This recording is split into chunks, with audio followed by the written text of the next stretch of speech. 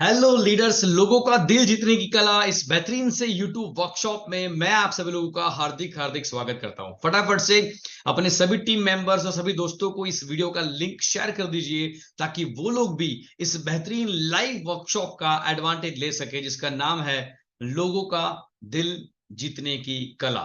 We are live right now. अगर मेरी voice आपको क्लियर आ रही है फटाफट से टाइप करो yes yes yes, then we can go ahead. Let me open the camera and we can start our event. Okay, thank you very much, thank you very much. Have a great evening, my dear friends. Because आज की evening हम सब की बेहतरीन evening बनने वाली है, क्योंकि आज हम लोग जिस वर्कशॉप को समझने वाले हैं वो वर्कशॉप मेरी जिंदगी का सबसे बेहतरीन वर्कशॉप है। और ये टॉपिक हर इंसान की जिंदगी में, जो भी इंसान अपने आप को सफल बनाना चाहता है ना, उन सब की जिंदगी में ये वाला टॉपिक, लोगों का दिल जीतने की कला, सबसे महत्वपूर्ण है। क्यों, वो सब कुछ हम लोग जानने वाले आज इस वर्कशॉप के अंदर। उससे पहले अगर मेरी वॉइस क्लियर है और मेरा वीडियो आपको दिख रहा है, प्रॉपर स्क्रीन आपको दिख रही है, फटाफट से टाइप करो yes yes yes, then we can go ahead. Let me check your comments and you can type yes yes yes. Okay, thank you very much, thank you very much for your nice comment, thank you very much. Now let me start event. लोगों का दिल जीतने की कला एक ऐसी कला जिसको जान के, जिसको समझ के आप हर इंसान के ऊपर अपना एक इंपैक्ट बना पाएंगे, हर इंसान से वो काम निकलवा पाएंगे जो काम आप निकलवाना चाहते हैं। मैं हमेशा कहता हूं, इस स्क्रीन के साथ मैं आपके साथ शेयरिंग करूंगा सब कुछ चीजें। मैं हमेशा कहता हूं लोगों को कि क्या हमें कभी आश्चर्य नहीं होता इस बात को जानते हुए कि कोई इंसान को हम देखते हैं, वो इंसान अपने कलीग से, अपने टीम मेंबर से, अपने फैमिली मेंबर से बड़ी आसानी से काम निकलवा लेता है। कोई पिता अपने बेटे को बड़ी अच्छी तरीके से समझाकर अपना काम निकलवाता है, और कोई पिता अपने बेटे की जिद के सामने झुक जाता है, उसको शायद मारता है, शायद उसको उस घटना से अपने आप को अवॉइड करना चाहता है, ऐसा होता है। लेकिन कोई पिता अच्छे से डील को हैंडल कर पाता है। कोई सेल्समैन उसी जगह पे जहां पे लोगों को नेगेटिविटी मिली है, उसी जगह पे जाकर कोई सेल्समैन रिजल्ट्स प्रोड्यूस करके आता है, और कोई सेल्समैन बार बार अच्छी जगह पे जाने के बावजूद भी जितना चाहे उतना रिजल्ट पैदा नहीं कर पाता। क्यों, कोई नेटवर्क मार्केटिंग लीडर बहुत अच्छी नामना कमाता है, नेम और फेम कमाता है, और एक नेटवर्क मार्केटिंग लीडर जो बेहतरीन तरीके से काम करना तो चाहता है, अपनी टीम को अच्छे से सिस्टम सिखाना चाहता है, वो खुद सिस्टम को फॉलो भी करता है, लेकिन फिर भी अपनी टीम के ऊपर अपना इंपैक्ट नहीं बना पाता। क्यों ऐसा होता है? लीडर अच्छा है, सब कुछ बढ़िया है, लेकिन वो अपनी टीम के ऊपर अपना प्रभुत्व नहीं जमा पाता, इंपैक्ट नहीं बना पाता, क्योंकि वो अपनी सिस्टम से एकदम जड़ की तरह एकदम चिपका हुआ है, और वो चाहता है कि दूसरे उन्हीं के सिस्टम को सेम टू सेम फॉलो करे, वर्ड टू वर्ड फॉलो करे। और जब वो लोग फॉलो नहीं करते, शायद हमारा दिमाग सटक जाता है, हमारा बिहेवियर, हमारा कम्युनिकेशन कुछ हद तक बिगड़ जाता है, और इसी चक्कर में हमारी टीम हाथ से छूट जाती है। और कई कई लोग जो उन्हें करवाना है वही चीज उनसे करवा पाते हैं, डाउनलाइन से वो चीज करवा पाते हैं जो उन्हें करना है, और कुछ लोग नहीं करवा पाते। क्यों ऐसा होता है? ये आश्चर्य नहीं होता हमें कभी? ये सुनो, ये इसलिए होता है दोस्तों, क्योंकि जो लोग ये काम करवा पाते हैं वो लोग लोगों का दिल जीतने की कला जानते हैं, और इसी कला को हम लोग इस वर्कशॉप में आज मास्टर करने वाले हैं। तो late me share screen with you, PPT के साथ में हम लोग जाएंगे, टू द पॉइंट जाएंगे। लोगों का दिल जीतने की कला। अभी तक आपने इस वीडियो के लिंक को शेयर नहीं किया तो फटाफट से लिंक को शेयर कर दीजिए, ताकि आपके दोस्त, आपके टीम मेंबर्स भी इस पर्टिकुलर वर्कशॉप में पार्टिसिपेट कर सके, बिकॉज ये मेरी जिंदगी का सबसे बेहतरीन वर्कशॉप है। चलिए आगे बढ़ते हैं। सबसे पहले, जैसा कि आप लोग जानते हैं कि मैं हमेशा किताबों से हटकर how to win friends and influence people, Dale Carnegie की जो किताब है उसका निचोड़ में आपको देने की कोशिश कर रहा हूं। लेकिन किताबों से हटकर कुछ टॉपिक जो मैंने सीखे वो भी मैं हमेशा इस ट्रेनिंग में इंक्लूड करता हूं, बिकॉज कोई भी किताब में जो टॉपिक आपको दिया गया है ना, वो टॉपिक अल्टीमेटली आपकी जिंदगी में कुछ एडिफिकेशन करने के लिए दिया गया है, कुछ वैल्यू ऐड करने के लिए दिया गया है। तो हमें यह समझना पड़ेगा कि ये टॉपिक के साथ में हम और क्या चीज को ऐड कर सकते हैं, और उसी को समझकर मैं आपके सामने किताबों का निचोड़ रखने की कोशिश करता हूं। और उसी किताब से ये जन्मा हुआ प्रोग्राम है जिसका नाम है लोगों का दिल जीतने की कला, how to win friends and influence people. Now, मुझे जहां तक समझ में आ रहा है जिंदगी में कि लाइफ में 5 एरियाज होते हैं जिसको हमें इंप्रूव करना होता है। Number 1 is the physical, number 2 mental, number 3 social, number 4 spiritual, and number 5 financial. ये 5 एरिया होते हैं हमारी जिंदगी के, जिन्हें हमें सच में एक कहता है संपूर्ण जिंदगी अगर जीनी है ना तो हमें इन पांचों एरिया को बैलेंस करना पड़ेगा। मैं ये नहीं कहता कि उसमें हम टॉप लेवल पर पहुंच जाए, but we have to balance this all area. And my dear friends, that's why मुझे क्या समझ में आया कि अगर हम ये पांचों एरिया को बैलेंस करना चाहते हैं तो ये पांचों एरिया में देखेंगे आप, कहीं ना कहीं हमारे साथ लोग जुड़े हुए हैं। जब लोगों की जिंदगी हमारे साथ जुड़ी हुई है, चाहे वो बिजनेस हो चाहे वो पर्सनल लाइफ हो, और लोगों के साथ में हम लोग जो काम करवाना चाहते हैं अगर वो करवा पाते हैं तो हम लोग खुश रह पाएंगे, और अगर हम वो करवा नहीं पाते हैं तो शायद हमारी जिंदगी में दुख आएगा। और इसीलिए लोक व्यवहार, लोगों से बातचीत करने की कला, लोगों का दिल जीतने की कला हमें इन पांचों के पांचों एरिया में मास्टर बना सकती है। Late me give you example. सबसे पहले मैं यहां पे शुरुआत करना चाहूंगा मेंटल एरिया के साथ में, यानी कि जिंदगी का हमारा मेंटल फिटनेस का एरिया, उसे शुरू करना चाहूंगा। उसके बाद फिजिकल ऑटोमेटिक कनेक्टेड है, बिकॉज मैं हमेशा मानता हूं माइंड एंड बॉडी दोनों एक सिस्टम के दो पार्ट है। माइंड एंड बॉडी दोनों एक सिस्टम के दो अलग अलग पार्ट है। दैट्स व्हाई एक में डिस्टर्बेंस आता है तो दूसरा ऑटोमेटिक डिस्टर्ब हो जाता है। Late me give example. देखिए, हम लोगों का दिल जीतना चाहते हैं, हम लोगों से कुछ काम करवाना चाहते हैं, उस इसलिए उनके साथ हम कुछ कम्युनिकेशन करते हैं।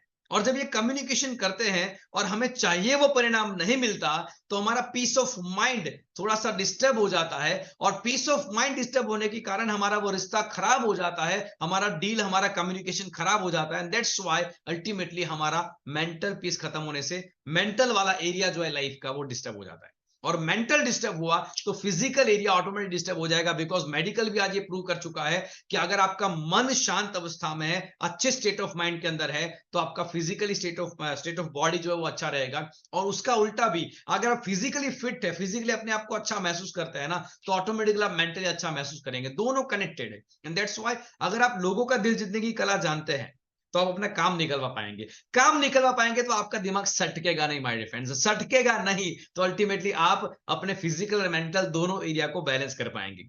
तीसरा है सोशल एरिया। हम समाज में अपना रुतबा जमाना चाहते हैं, हम समाज में कुछ इंपैक्ट डालना चाहते हैं, और वो तभी हो पाएगा जब लोग हमारे साथ जुड़ेंगे, जब हम जो लोग हमारे साथ खड़े रहेंगे, लोग हमें सुनेंगे, लोग हमारी बातों को अप्रिशिएट करेंगे। और वो तभी कर पाएंगे जब हमारा कम्युनिकेशन पावरफुल हो, जब हम लोगों का दिल जीतने की कला जानते हैं। यानी कि सोशली भी अगर हमें हमारी इंपैक्ट डालनी है तो भी हमें ये लोगों का दिल जीतने की कला को सीखना पड़ेगा। ये कला क्यों जरूरी है ये मैं अभी आपको समझा रहा हूं, देन फिर हम लोग उसके रूल्स के ऊपर जाएंगे। तो चौथा है स्पिरिचुअली, आध्यात्मिक रूप से। अगर हम स्पिरिचुअली अपने आप को बैलेंस करना चाहते हैं तो देखिए, दो प्रकार के कम्युनिकेशन होते हैं। मैं हमेशा बोलता हूं, एक होता है दुनिया के साथ में, लोगों के साथ में, और दूसरा होता है खुद के साथ में। जब लोग आपके साथ अच्छा बर्ताव नहीं करते या फिर आपको जो चाहिए वो परिणाम नहीं मिलता, तो कई बार हम लोग सेल्फ टॉक में नेगेटिविटी को ज्यादा घुसा देते हैं, और इसी के चक्कर में हमारा मेंटल पीस खत्म हो जाता है। और इसी के चलते हुए हम लोग हमारी आध्यात्मिक जर्नी में अपने आप को डिस्टर्ब कर देते हैं। एक प्योर सोल रहना है, गुस्सा नहीं आना चाहिए, शांत रहना चाहिए। हम जो नॉर्मली बात करते हैं आध्यात्मिकता के अंदर, वो चीज को प्रैक्टिस करने के लिए हम लोग हमारे मेंटल स्टेट को कंट्रोल करना पड़ता है, जो नहीं कर पाएंगे बिकॉज ऑफ हमको रिजल्ट नहीं मिलता। तो स्पिरिचुअल जर्नी भी कहीं ना कहीं हमारी ब्रेक हो जाएगी अगर हम लोगों के साथ व्यवहार करना नहीं जानते हैं। इवन मैं आपको एक और बात बताऊं, देखिए, हम चाहते हैं कि हम जिंदगी में इंपैक्टफुल, लोगों के लाइफ में कुछ इंपैक्टफुल काम करें, और इंपैक्टफुल काम तभी कर पाएंगे जब लोग हमसे जुड़ेंगे, कनेक्शंस में आएंगे, सोशल नेटवर्क अच्छा होगा तो स्पिरिचुअल अच्छा हो पाएगा। अब इंपैक्टफुल काम करना है, किसी के लिए भला करना है, अच्छा करना है, ये काम अच्छा है, भावना अच्छी है। लेकिन कई बार आप में से ऐसे लोगों ने महसूस किया होगा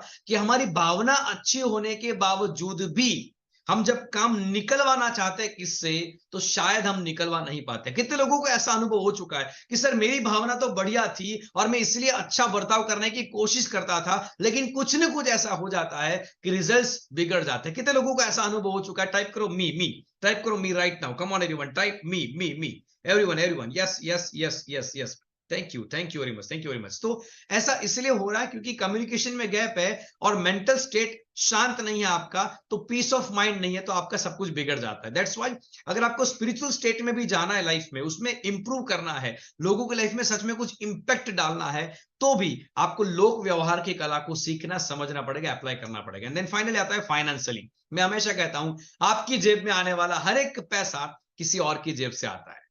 कभी भी आपकी जेब में आने वाला पैसा अल्टीमेटली किसी और की जेब से नहीं आता है, ऐसा आप सोच भी नहीं सकते, क्योंकि हमेशा किसी और की जेब से ही आपकी जेब में पैसा आता है, क्योंकि आप अपने काम से, अपने किसी प्रोडक्ट या अपनी सर्विस से लोगों की लाइफ में वैल्यू ऐड करते हैं, उसके बदले में आपको पैसा मिलता है। इसलिए मैं हमेशा बोलता हूं, किसी भी बिजनेस में आप लोगों के साथ, कस्टमर के साथ कैसे डील करते हैं, किस प्रकार का बिहेवियर करते हैं, इसी के आधार पे वहां से आपकी जेब में पैसा आएगा। दैट्स व्हाई लोक व्यवहार की कला आपको ये पांचों के पांचों एरिया में मास्टरी दिला सकती है।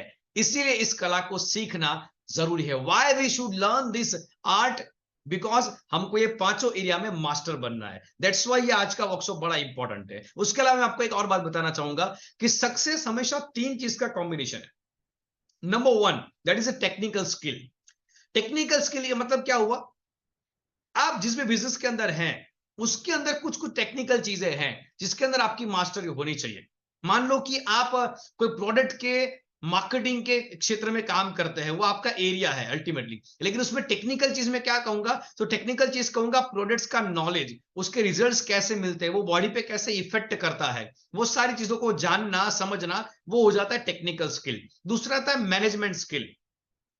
जब आप अपने बिजनेस को कर रहे हो, चाहे नेटवर्क मार्केटिंग हो, चाहे कॉर्पोरेट्स हो, चाहे कोई भी दुनिया में कहीं पर भी आप अपने बिजनेस को मैनेज, मान लो आपकी नौकरी है, जॉब है और आप एक मैनेजर है, वहां पे आपके अंडर में कुछ लोग काम करते हैं, उनको आपको मैनेज करना है। तो मैनेजमेंट स्किल मतलब क्या हो गई, आपके पास जो प्रोडक्ट और जो सर्विस है उसको आप किस तरीके से मैनेज करते हो, कैसे तालमेल लोगों से मिलाते हो, कैसे लोगों से बातचीत करके लोगों से काम निकलवाने का कुछ ना कुछ मैनेजमेंट का सिस्टम सेट कर रहे हो, उसको हम कहते हैं मैनेजमेंट स्किल। रिपोर्टिंग देना, ये करना, वो करना, समथिंग लाइक दैट। और फाइनली आता है पीपल स्किल, जिससे मैं कहता हूं अगर मैनेजमेंट भी प्रॉपर करना हो तो आपको ये चीज सीखनी पड़ेगी, पीपल स्किल। रिपोर्टिंग लेना है, वो सब कुछ करना है, उसके लिए लोगों से जो बात करनी पड़ेगी, उनसे जो कम्युनिकेशन करना पड़ेगा, उनके ऊपर जो प्रभाव डालना पड़ेगा, वो सब आता है पीपल स्किल के अंदर। और इसलिए मैंने परसेंटेज बना के रखा है कि 15% आपकी टेक्निकल स्किल रोल प्ले करती है सक्सेस के अंदर, 20% आपकी मैनेजमेंट स्किल रोल प्ले करती है आपके सफलता के अंदर, और 65% बिगेस्ट रोल प्ले करता है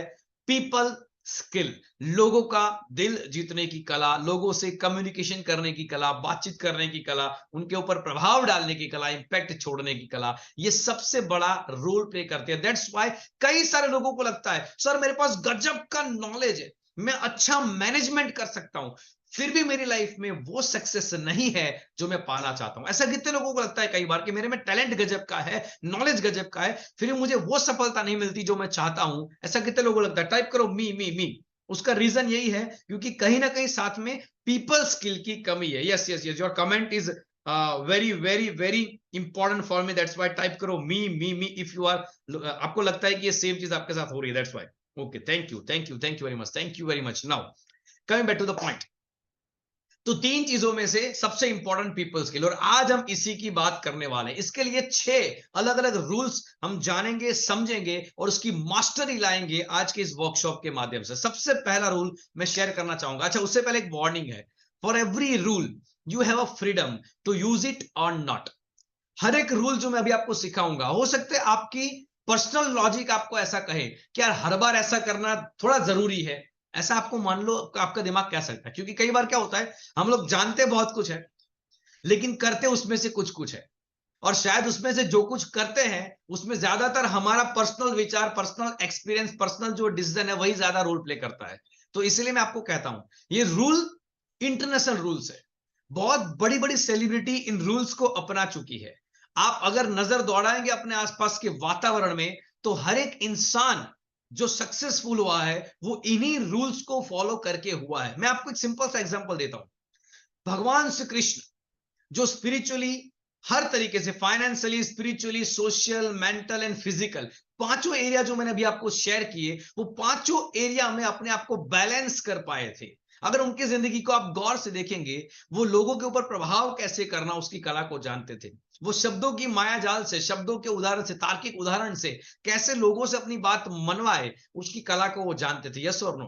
अगर दुनिया में हिस्ट्री उठाकर देख लीजिए, जो भी सक्सेसफुल हुआ है ना, उन सभी ने जो रूल मैं अभी आपको शेयर करूंगा, उन सभी रूल्स को जाना है, समझा है और अप्लाई किया है। इवन मैं आपको बताऊं, भगवत गीता, इन सभी प्रकार के नियमों की जड़ अगर मैं रूट कॉज लेकर आऊं तो सभी चीजें मैं मानता हूं भगवत गीता से ही निकली है। और भगवत गीता में भी कहा गया है कि आपका बिहेवियर, आपका बर्ताव, वो कहता है ना, शांत मन से अगर होता है, अकर्मण के भाव से होता है, तो आपका इंटेंशन अच्छा है, आप कर्म के बंधन में नहीं बनते, और शांत मन से हो रहा है, तो आपका काम की प्रोडक्टिविटी बढ़ जाएगी। And that's why my dear friends, ये सारे रूल अल्टीमेटली भगवत गीता या फिर हमारी आध्यात्मिक जो ग्रंथ है उन्हीं से निकल कर आ रही है। उसी को मैं आपके साथ शेयर करूंगा। तो आपके पास में ये अधिकार है फिर भी कि आप इन रूल का इस्तेमाल करना चाहे कि न चाहे। लेकिन एक बात और मैं कहना चाहूंगा, दैट इज कि ask, is it the right time और नॉट, ये रूल को अप्लाई करने का क्या ये सही समय है कि नहीं है, ये जरूर अपने आप से पूछिएगा। क्योंकि कई बार कुछ रूल को एट अ टाइम अप्लाई करना जरूरी नहीं होता है। बस ये रूल है, इसको लोगों का दिल जीतने की कला के लिए आपको इस्तेमाल करना है। कब करना है, कैसे करना है, वो आपको एक्सपीरियंस के आधार पर समझ में आता जाएगा। और कुछ कुछ बातें मैं आपके साथ शेयर भी करूंगा। तो थंब रूल यहां पे समझ ले। सबसे पहला मैं थंब रूल सिखा देता हूं आपको। 6 के 6 रूल जो है ना, वो बहुत इंपॉर्टेंट है। लेकिन वो रूल अप्लाई करके आपको रिजल्ट मिल ही जाएगा, जरूरी नहीं है। हमेशा कोई भी ज्ञान में एक ये हमेशा वो स्टार रहता ही है। वो स्टार मैं ऐसा इसलिए बोल रहा हूं क्योंकि हम किसी भी इंसान को कोई भी काम, किसी भी इंसान से कोई भी काम तब तक नहीं करवा सकते जब तक वो खुद न चाहे। हम किसी भी इंसान से कोई भी काम तब तक नहीं करवा सकते जब तक वो खुद न चाहे। And that's why my defence, हमें ये कला इसीलिए सीखनी है, इस तरीके से हमारे काम को प्रेजेंट करना है कि वो काम वो खुद करना चाहे। क्योंकि जब खुद करना चाहेगा ना, तभी वो काम को कर पाएगा। तो इंस्पायर करना लोगों को, यही इस पूरी ट्रेनिंग का एजेंडा है। काम हमें हमें जो चाहिए वही करवाना है, लेकिन करवाने का तरीका ऐसा होना चाहिए, कम्युनिकेशन ऐसा होना चाहिए कि हम उनका दिल जीत सके और वो खुद काम करने के लिए रेडी हो जाए। बिकॉज जो रूल है, थंब रूल, वो यही कहता है जब तक वो खुद रेडी नहीं है, तब तक कितना भी हम कर लें, कुछ भी होने वाला नहीं है। राइट माय डियर फ्रेंड्स, तो चलिए आगे बढ़ते हैं टू द पॉइंट्स इसके ऊपर ट्रेनिंग में। नंबर 1 रूल क्या कहता है? नंबर 1 रूल कहता है start with real praise. Real praise यानी कि लोगों की प्रशंसा करते हुए, उनके काम की प्रशंसा करते हुए आपकी बातचीत को शुरू करें। Late me give you example. अगर आप मान लो कोई कॉर्पोरेट में है, आपके साथ में 10 15 20 25 लोगों का स्टाफ है, और उनकी एवरीडे मॉर्निंग में मान लो आप मीटिंग लेते हैं, या फिर एवरीडे इवनिंग में आप मीटिंग लेते हैं। मैं अपने खुद के एक्सपीरियंस से बताऊंगा। आज से बरसों पहले जब मैं कॉलेज करता था, मैंने पार्ट टाइम में आईसीआईसी बैंक में लोन डिपार्टमेंट में काम करना शुरू किया था। तो एवरीडे मॉर्निंग हमें वहां पे रिपोर्टिंग देने के लिए जाना होता था, और एवरीडे इवनिंग में हमको रिपोर्टिंग देकर फिर जाके वापस घर जाना है। तो मैं क्या करता था, मेरा कॉलेज का टाइम सुबह 11:30 11:45 के आसपास का पहला सेशन होता था, शाम को 5 बजे खत्म होता था। तो मैं सुबह अर्ली मॉर्निंग 9 बजे ऑफिस पे चला जाता था, बैंक की ऑफिस पे मणिनगर में, और वहां पर जाकर, अहमदाबाद मणिनगर में, और वहां पर अपना जो भी लीड्स वगैरह जो भी मेरे पास होते थे उनको मैं कॉल्स वगैरह करवाता था, उनसे अपॉइंटमेंट सेट करता था। और शाम को 5 बजे के बाद मैं उनमें से 1-2 लोगों का डॉक्यूमेंट्स लेने के लिए जाता था, और रात को 7 बजे आके ऑफिस में सबमिट करवाता था। मुझे आज भी याद है, हमारे ब्रीनर करके सर थे, क्रिश्चियन थे वो, उन्होंने हमारी मीटिंग्स लेना शुरू किया था। एवरीडे इवनिंग में शाम को मीटिंग लेते थे। लेकिन उनकी एक एक्सपर्टीज थी। क्या एक्सपर्टीज थी? वो हमेशा शाम को मीटिंग्स लेने से पहले जिन लोगों ने जो जो काम किया है, इवन वो काम के लिए उन्होंने जो एफर्ट्स लगाए हैं, उन एफर्ट की भी वो तारीफ करते थे, उनकी प्रशंसा करते थे। क्यों? क्योंकि उनको कुछ काम हमसे निकलवाना था, हमें मोटिवेट करना था, हमें इंस्पायर करना था। लेकिन उससे पहले वो लोगों का एक बार माइंड सेट करते थे, उनकी एप्रिसिएशन करके, उनको उनकी प्रशंसा करके। अब ये क्यों करना होता है? क्योंकि जब जब भी आप किसी से कोई काम करवाना चाहते हैं, मेरी बात को ध्यान से सुनना। कई बार आप लोगों का एक्सपीरियंस हुआ होगा कि मैं डाउनलाइन से कुछ काम करवाना चाहता हूं, टीम मेंबर से काम करवाना चाहता हूं, वो नहीं हो रहा है। अगर आप उनके कुछ कामों की प्रोत्साहन करेंगे, प्रशंसा करेंगे, इंस्पायर उनको उसके लिए अप्रिशिएट करेंगे, जब उनकी प्रशंसा करेंगे, तो उनका माइंड, स्टेट ऑफ माइंड जो है ना, वो पॉजिटिविटी फील करेगा। अगर मैं मान लो आप हमारे सामने हैं, अगर मैं आपको कहूं कि आपने ये काम किया ना, बहुत ही बढ़िया किया है, शुरुआती में आपके अच्छे काम से करूं, उस बात से करूं, तो आप सुनने के लिए मुझे रेडी हो जाएंगे, क्योंकि आपका मेंटल स्टेट जो है वो पॉजिटिव हो चुका है। और ये पॉजिटिव होने के बाद फिर जाके मैं अपनी बात को आगे रखूंगा कि देखिए आपका ये काम तो बहुत बड़ा था, लेकिन आप इतने छोटे काम के लिए नहीं बने हैं, आपको और बड़ा काम करना है, और ये बड़ा काम हम साथ मिलकर कैसे कर सकते हैं उसके बारे में हम आज बात करेंगे। ऐसा करके फिर मैं सजेशन देना शुरू करूंगा, तो आप मेरी बात को सुनने के लिए रेडी हो जाएंगे। This is the rule and that's why हमेशा लोगों की बात को, लोग मीटिंग सिटिंग्स को और उनको अगर शुरू कर रहे हैं आप, तो लोगों का प्रशंसा करके, उनके बारे में कुछ अच्छा बोलकर मीटिंग की शुरुआत करें। मैं आपको एक छोटा सा एग्जांपल देना चाहूंगा अपनी जिंदगी से, जो मैंने एक्सपीरियंस किया है और मैंने कुछ नेटवर्क मार्केटिंग लीडर के साथ में जो काम किया है उसी के आधार पे मैं देखता हूं कई सारी मीटिंग्स की शुरुआत होती है डाउनलाइंस को, उनकी गलतियों को गचकाने से, उनके बारे में मतलब बुरा बुरा बोलने से, तुम्हारे में अक्ल नहीं है, तुमको पता नहीं इतना अपनों को टारगेट था, अपना टारगेट खत्म करना था और ये टारगेट पूरा क्यों नहीं हुआ, तुम लोग एकदम बेकार के लोग हो, ऐसा करके घचका के मीटिंग की शुरुआत करते हैं। उनको थोड़ा सा बुरा भला कह के मीटिंग की शुरुआत करते हैं। कुछ लोग ऐसे मैंने देखे हुए हैं। और जब अगर ऐसे आप शुरुआत करते हैं, शुरुआत के 1-2 मिनट में ऐसी कड़वी बातें लेकर आते हैं ना, तो शुरू से ही वो मीटिंग की शुरू से ही आपका डाउन लाइन या फिर आपका सबॉर्डिनेट्स ऐसी मनस्थिति में चला जाता है कि आप उसको कितना भी अच्छा अच्छा समझाएंगे वो कभी समझेगा नहीं। एंड दैट्स व्हाई ये रूल बड़ा इंपॉर्टेंट है। अगर आप सच में डाउनलाइन का दिल जीतना चाहते हैं, अगर आप सच में कॉर्पोरेट्स में हैं और अपने डाउन कलीग्स के जो है उनका दिल जीतना चाहते हैं ना, तो ये रूल को अपना दीजिए। इवन आपको बताऊं, फ्रेंड सर्कल में भी कभी भी आप बैठे हैं और किसी ग्रुप में कोई कन्वर्जन हो रहा है, तो सबसे पहला हमेशा बात याद रखिए, मुझे सामने वाले के बारे में कुछ अच्छा बोलना है। जब इस रूल को अपना थंब रूल बना देंगे कि मुझे कोई भी कन्वर्सेशन की शुरुआत सामने वाले की किसी अच्छाई से करनी है, आपकी घड़ी बहुत सुंदर है, आपके घर का पेंटिंग बहुत बढ़िया है, ऐसी कोई भी अच्छी बात से जब आप शुरुआत करेंगे, तो सामने वाला एक मेंटल लेवल पर आपको पॉजिटिव लेगा, और वो पॉजिटिव इंपैक्ट जो आपने उसके मन में बनाई है, उसके कारण जो मेंटल परिस्थिति पॉजिटिव बनी, उसके माइंड में मेंटल स्टेट पर पॉजिटिव बना, उसी के आधार पे आपकी आगे की कम्युनिकेशन चलेगी। That's why number 1 rule, and that is लोगों का बखान करिए। लोगों का बखान यानी कि सॉरी, बखान इन द सेंस की गुजराती में वखाण कहवाय, हिंदी में हम कहेंगे तारीफ करिए उनकी, है ना, ये आपको करना है। Number 1 rule, that is start with praise. Number 1 rule. मैं एक बात और बोलना चाहूंगा, आपकी एक सच्ची प्रशंसा व्यक्ति को अंदर तक छू जाती है, व्यक्ति को दिल तक छू जाती है।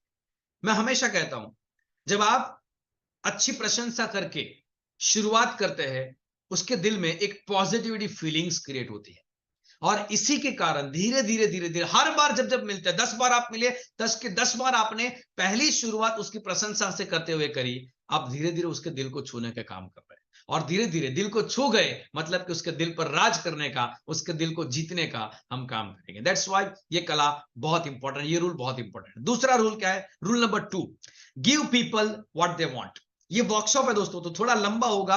मैं हमेशा कहता हूं कि मेरा वर्कशॉप यूट्यूब लाइव का जो होता है लगभग 45 मिनट से लेके 1 आवर के बीच का होता है, तो अपने आप को बनाए रखिएगा। ये वर्कशॉप में आप एंजॉय करेंगे। अगर सच में आपको ये रूल जो मैं सिखा रहा हूं आपको इफेक्टिव लग रहा है, टाइप करो यस यस यस, टाइप करो yes yes right now, come on everyone, type करो यस यस। पहला रूल, लोगों को प्रेज करके, उनकी प्रशंसा करके बात की शुरुआत करें, इंपॉर्टेंट रूल है। Okay okay, thank you, yes yes yes, thank you very much. अगर आपको लगा कि सच में पावरफुल है, जिंदगी में अप्लाई करिए। Number 2, give people what they want. दोस्तों, हमेशा हम जब किसी के साथ बातचीत करते हैं ना, अपने आप को देखिए, हम जब भी किसी के साथ कुछ भी प्रकार की बातचीत करते हैं, हमारे मन में हर एक प्रकार की बिजनेस डील में, हर एक प्रकार की कम्युनिकेशन में कुछ पाने की अपेक्षा होती है। वो हो सकता है पैसा, वो हो सकता है बिजनेस डील, या फिर वो हो सकता है 2 इंपॉर्टेंट शब्द जो आपको इंपॉर्टेंस फील करवाए, आपको एप्रिसिएशन मिले उनके कुछ शब्दों से। ये हमेशा हम चाहते हैं।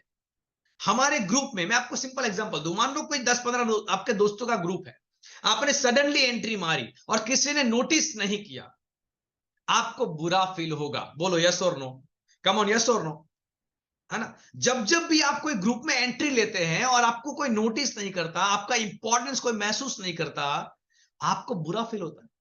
सेम चीज जब हम एक अच्छे लीडर बनना चाहते हैं, जब हम एक अच्छे सेल्समैन बनना चाहते हैं, जब हम एक अच्छे बिजनेस कोच बनना चाहते हैं, तो ये चीज को जानना पड़ेगा कि सामने वाला भी 2 चीज हमेशा चाहता है, दैट इज इंपॉर्टेंस और एप्रिसिएशन।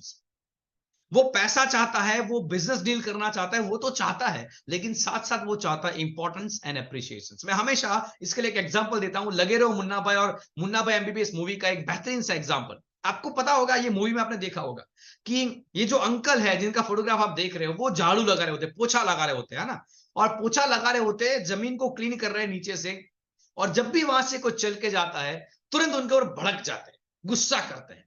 और इसके कारण उनका स्वभाव ही ऐसा हो चुका था कि वो हर बार किसी इंसान को हमेशा मतलब गचकाते थे, उनके बारे में नेगेटिव ही बोलते थे, हमेशा ऐसा होता। जब पहली बार संजय दत्त ने यानी कि मुन्ना भाई ने भी उस पोछे लगाते हुए जो एरिया है उसके ऊपर चलना शुरू किया, तो उन्होंने, अंकल ने वैसा ही बिहेवियर किया जैसा वो हमेशा करते थे। उन्होंने भी उसको डांटा, लेकिन जैसे उन्होंने डांटा, तुरंत मुन्ना भाई ने क्या बिहेवियर किया, सॉरी करके उन्होंने कान पकड़े, और कान पकड़ने के बाद उन्होंने एक बढ़िया सा उनके पास जाकर उनको एक जादू की जप्पी यानी कि हग दिया और कहा, सॉरी अंकल, आप दिन भर अस्पताल को साफ करते हैं, बहुत अच्छा काम करते हैं, और आपके इस काम को कोई अप्रिशिएट नहीं कर।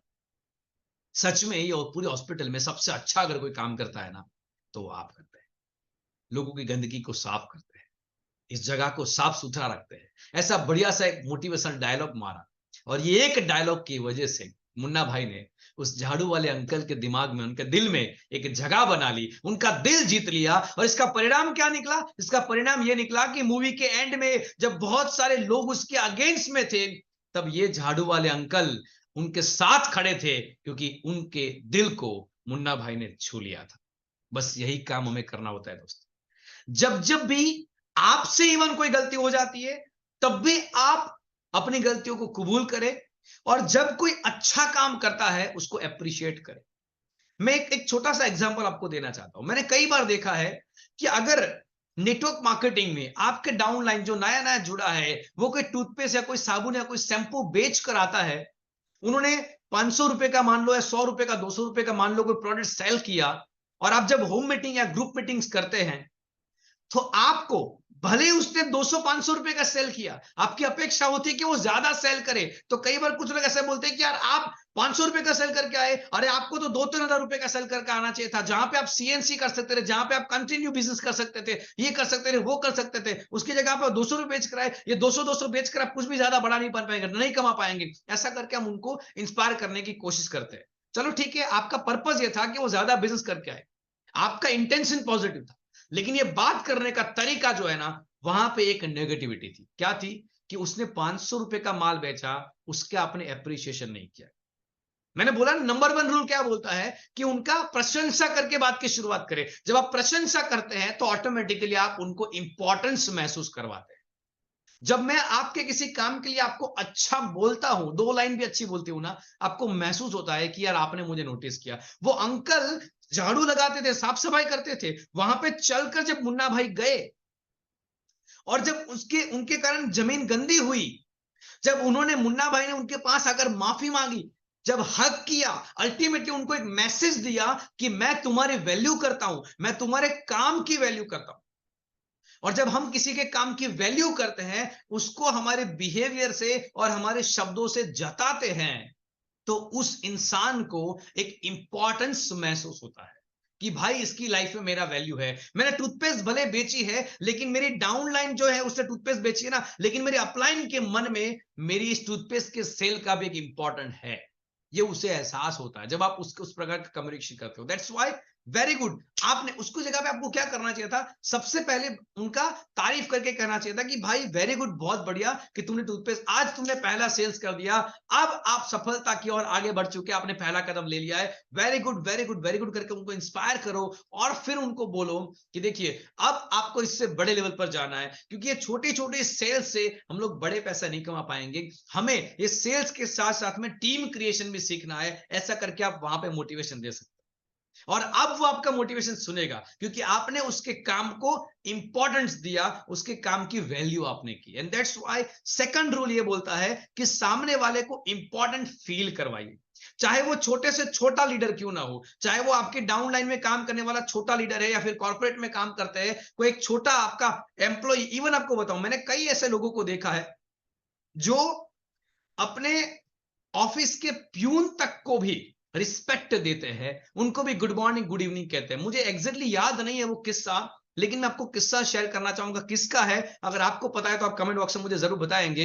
एक कोई बहुत बड़ा बिजनेसमैन था, उसका शायद ये बिजनेसमैन या फिर कोई बहुत बड़ा ऑफिसर था, उसका एक किस्सा है, मुझे एग्जैक्ट याद नहीं है, लेकिन हर बार ऐसा होता था कि वो कोल्ड स्टोरेज में, वो बहुत बड़ी बड़ी ऑफिस होती है उसमें, जो कोल्ड स्टोरेज उसमें काम करता था। लेकिन जब भी वो ऑफिस में सुबह आता था, वो गुड मॉर्निंग कहता था अपने वॉचमैन को, और जब जाता था वो गुड मॉर्निंग गुड इवनिंग कहकर, गुड नाइट कहकर वहां से निकलता था। एवरीडे ये उनका क्रम हुआ करता था। एक दिन ऐसा हुआ कि गुड मॉर्निंग कहकर ऑफिस में वो एंटर हो गए, लेकिन शाम को 6-7 बजे के बाद पूरी ऑफिस बंद होने लगी, लोग निकलने लगे 7-8 बजे के बाद, और ऐसा सब कुछ होने के बावजूद भी, मतलब कहते हैं ना, पूरा सब लोग निकलने लगे। वॉचमैन वहीं पे खड़ा था। वॉचमैन सोच रहा था कि यार, मेरे जो सर है, जो मुझे हर रोज रात को गुड इवनिंग कहते हैं, गुड नाइट कहते हैं, वो अभी तक नहीं निकले हैं, और 1-2 घंटे ज्यादा पसार हो गए। उसको जरूर ऐसा डाउट हुआ कि कुछ तो हुआ है सर के साथ में, चलिए मैं जाता हूं। वो अंदर गया और देखा तो पता चला कि उनके सर कोल्ड स्टोरेज में लॉक हो गए थे। उस एक घटना ने, जिस गुड मॉर्निंग गुड इवनिंग की एक घटना ने, उस इंसान को, यानी कि वॉचमैन को कैरिंग पर्सन बना दिया था उनके सर का। और इसी कैरिंग पर्सनैलिटी के कारण, इस कैरिंग एटीट्यूड के कारण, वो वॉचमैन उस कोल्ड स्टोरेज तक पहुंचा और दरवाजा खोल के अपने सांप को उसने बचाया। एक घटना, एक छोटे से वॉचमैन की वैल्यू करने की एक आदत, छोटी सी हैबिट ने उस इंसान की जिंदगी को बचा दिया। मुझे याद नहीं है किसका किस्सा है, अगर आपको याद है तो कमेंट बॉक्स में आप जरूर मुझे बता सकते हैं। शायद आपने ये किस्सा कभी सुना हो कोई यूट्यूब वीडियो में कहीं पे, may be, I don't know exactly, लेकिन ये बहुत गजब का किस्सा है। और हर बार जब मैं किसी को याद करता हूं, मैं अपने आप को महसूस कराता हूं कि मुझे लोगों को इंपॉर्टेंस देना है, मुझे लोगों को मोटिवेट करना है, मुझे लोगों की लाइफ में इंस्पिरेशन देना है, ताकि वो कुछ कर सके। इवन मैं आज ये यूट्यूब का वीडियो आपके लिए बना रहा हूं, ये कोर्स मैं आपको लाइव दे रहा हूं, बिकॉज क्योंकि मैं जानता हूं ये करके मैं वैल्यू ऐड कर रहा हूं, मैं आपकी इंपॉर्टेंस को यहां पे प्रस्तुत कर रहा हूं अपने सामने, कि आपकी मेरे लिए वैल्यू है। आपने सब्सक्राइब किया चैनल को, इसलिए मुझे आपको कुछ ना कुछ वैल्यू एडेड कंटेंट देना चाहिए, चाहे छोटी सी 1 मिनट की रील से या ऐसे 1 घंटे के वीडियो ट्रेनिंग से, लेकिन मैं कुछ वैल्यू ऐड कर रहा हूं। अगर सच में आपको मेरी ये वैल्यू ऐड करने की प्रक्रिया पसंद आ रही है, चैनल को जरूर सब्सक्राइब करिएगा। और अगर मेरी इन बातों से आपको एनर्जी मिल रही है, अभी टाइप करो ENG, ENG, आपको एक अंदर से इंस्पिरेशन मिल रहा है, टाइप करो ENG, ENG right now, be practical participants, my dear friends, be practical participants, type करो ENG। Thank you very much, thank you very much. Now rule number two, जो already मैंने बोलते हैं आपको, कि आपके टीम के मेंबर्स को हर छोटे बड़े काम को प्रोत्साहित करें, चाहे टूथपेस्ट सेल करना हो, चाहे कुछ भी हो। ये है रूल नंबर 3। क्या बोलता है? Become a good listener. देखिए, पहला रूल क्या कहता है? लोगों की तारीफ करो। दूसरा रूल क्या कहता है? उनको इंपॉर्टेंस फील करवाओ, उनके काम को अप्रिशिएट करो। ये दोनों काम आपने किए, लेकिन ये आप तभी कर पाएंगे जब आप लोगों को सुनेंगे। लोगों ने जो छोटे छोटे काम किए हैं उसको नोटिस करेंगे, और एक अच्छे श्रोता, एक अच्छे गुड लिसनर बनेंगे, तब जाके आप लोगों को अप्रिशिएट कर पाएंगे। कई बार क्या होता है, हम लोगों को इसलिए सुनते हैं क्योंकि हमें उनको सुनाना है। Are with me? Come on everyone, are with me? कई बार हम लोग लोगों को सिर्फ इसीलिए सुनते हैं क्योंकि हमें उन्हें सुनाना है। अरे, उसको सुनाने के पर्पज से अपने को सुनना नहीं है। लिसनिंग के भी अलग अलग टाइप्स होते हैं। Let me share with you some type of listening. जैसा मैं हमेशा कहता हूं ना, मैं किताब से हटके कुछ चीजें आपको शेयर करता हूं। जो किताब मैंने पढ़ी है, उसको मैंने जिस तरीके से समझा है, उसको मैं आपको समझाने की कोशिश कर रहा हूं। ये किताब में ये वाला टॉपिक नहीं है, बिकम अ गुड लिसनर और कैसे लिसनर, ये 5 टाइप ऑफ लिसनिंग, ये उसमें नहीं है। लेकिन मैं शेयर इसलिए कर रहा हूं क्योंकि टॉपिक से मैं जानता हूं कि मैं आपकी लाइफ में कुछ वैल्यू एड करना चाहता हूं, और ये उसके साथ कनेक्टेड टॉपिक। तो बिकम अ गुड लिसनर, 5 प्रकार के लिसनर्स होते हैं। अब आप किस प्रकार के हैं वो आपको अभी समझ में आ जाएगा। पहला है पैसिव लिसनर। पैसिव लिसनिंग किसे कहते हैं? सुन तो रहे हैं लेकिन सुन नहीं रहे हैं। Hello, are with me? आप में से कभी कई सारे ऐसे लोग होंगे जो यूट्यूब वीडियो मान लो अभी चालू होगा, सुन रहे हैं लेकिन सुन नहीं रहे हैं। तो सुन रहे हैं लेकिन सुन नहीं रहे हैं, मतलब कि ध्यान कहीं और है, दिमाग कहीं और है। हम वो बोले जा रहे हैं, मैं सुन रहा हूं, दिमाग कहीं और है। This is called the passive listening. दूसरा है रिस्पॉन्सिव लिसनिंग। रिस्पॉन्स करते हैं लेकिन कैसा पता है? मुंडे हिलाते हैं, हाँ हाँ हाँ हाँ हाँ, ऐसे करते करते नॉर्मल रिस्पॉन्स करते हैं। कुछ लोगों को चैट बॉक्स में कमेंट करने के भी अंदर पता नहीं क्या क्या हो रहा है। अरे कमेंट करो ना, अगर अच्छी लग रही है ट्रेनिंग, कुछ बात मैं बोल रहा हूँ यस नो, तो टाइप करो यस नो, इन्वॉल्वमेंट लीजिए, उससे हमारा लर्निंग बढ़ेगा। जब हम किसी चीज में 100% इंटरेस्ट लेते हैं, इन्वॉल्व लेते हैं, लर्निंग बढ़ जाता है। राइट है। तो रिस्पॉन्सिव लिसनिंग किसे कहता है? रिस्पॉन्स करिए। अगर मैं बोल रहा हूं टाइप यस नो टाइप करिए। अगर मैं बोल रहा हूं आर यू विथ मी, आप करो यस। ऐसा करके जो भी आपको टाइप करना टाइप करो। रिस्पॉन्सिव लिसनर, रिस्पॉन्स दीजिए। तीसरा है सिलेक्टिव लिसनर। हम लोग सामने वाले की बात को सुनते तो हैं, लेकिन उसमें से कुछ कुछ चीजों को सुनते हैं जो हमें काम की लगती है, बाकी को सुनते नहीं है। एग्जाम्पल, कोई डाउनलाइन आपको बोल रहा है सर मैंने ये कर दिया, मैंने वो कर दिया, मैंने ऐसा काम किया, मैंने लिस्ट बना दिया, मैंने सब कुछ किया, ये कर दिया, वो कर दिया, और अब मैं इसमें से ये समस्या में मैं घुर चुका हूं, समस्या मेरी ऐसी है वैसी है करके अपनी पूरी वहां पे रामायण महाभारत वो आपके साथ शेयर कर रहा है। आप ज्यादातर लोग क्या करते हैं, उसकी पूरी रामायण महाभारत का प्रॉब्लम समझने और सुनने की बजाय मुंडी हिलाते हैं, यस यस करते हैं, और जो मेन कुछ लग रहा है ये पॉइंट अगर मैं पकड़ लू ना तो फिर मैं इसकी बजा सकता हूं, ऐसा इंपॉर्टेंट पॉइंट पकड़ने के लिए सुनते हैं। सिलेक्टिव लिसनर, तेरी पिन पॉइंट को मैं पकड़ना चाहता हूं, ऐसा सिलेक्टिव लिसनर बन जाते हैं। और जब वो पॉइंट पकड़ लेते हैं ना, बाद में उसकी सुनते भी नहीं, अच्छा हाँ ये इसीलिए इसीलिए मैं तेरे को बोल रहा हूं इसीलिए करके फिर उसके ऊपर चढ़ जाते हैं। अरे भाई सिलेक्टिव लिसनर नहीं बनना है, पूरी बात को समझना है। अच्छा कुछ लोग इस ट्रेनिंग के मामले में बताऊं, मैंने बोला 6 पॉइंट मैं सिखाऊंगा, तो कुछ लोग क्या करेंगे पता है, 6 पॉइंट को सिखाऊंगा तो जब जब वो पॉइंट का टाइटल आएगा ना तब तक गौर से सुनेंगे। फिर वो टाइटल को जब मैं समझा रहा हूं ना, अच्छा वो तो समझ में आ चुका, टाइटल समझ गया, बीकम अ गुड लिस्टर, अच्छे श्रोता बनने का समझ में आ गया, समझ गया करके फिर बाकी के पॉइंट को नहीं सुनेंगे। अच्छा सुनना क्यों है वो समझ लो, बाकी के पॉइंट को। भविष्य में जब आप अपनी टीम को, अपने डाउनलाइंस को, अपने लोगों को जब इस प्रकार का ट्रेनिंग ले रहे होंगे आप, तो ये टॉपिक जो मैंने आपको बताया उसको कैसे एक्सप्लोर करना, जो मैं अभी एक्सप्लोर कर रहा हूं आपके सामने, वो भी तो आपको सीखना है। सिर्फ टॉपिक नहीं सीखना है कि बिकम अ गुड लिसनर, अच्छा लोगों की तारीफ करो, लोगों की गलतियों को माफ करो, ऐसे सिर्फ टॉपिक को नहीं जानना, टॉपिक के अंदर मैं जो बता रहा हूं उसको भी जानना समझना इसलिए जरूरी है क्योंकि जब आप इन टॉपिक्स को अप्लाई करेंगे अपने डाउनलाइन के साथ में, अपनी टीम के मेंबर के साथ में, तब इन टॉपिक्स के साथ में आप एक्सप्लोर करना भी सीखेंगे, क्योंकि मैंने ये एक्सप्लोर किया है। तो अंदर का भी सुनना है, लेकिन कुछ लोग सिलेक्टिव लीडर होते हैं, अब आप में से कुछ लोग है कि नहीं मुझे नहीं पता, लेकिन टॉपिक आएगा तब सुनेंगे, बाकी का ठीक ठीक करके जाने देंगे। नाउ आगे का बात करते हैं एक्टिव लिस्नर। एक्टिव लिस्नर किसे कहते हैं? एक्टिव लिस्नर यानी वो इंसान जो सामने वाले की बातचीत में इन्वॉल्वमेंट लेता है और उनसे कुछ क्वेश्चन आंसर करता है। He is the active listener.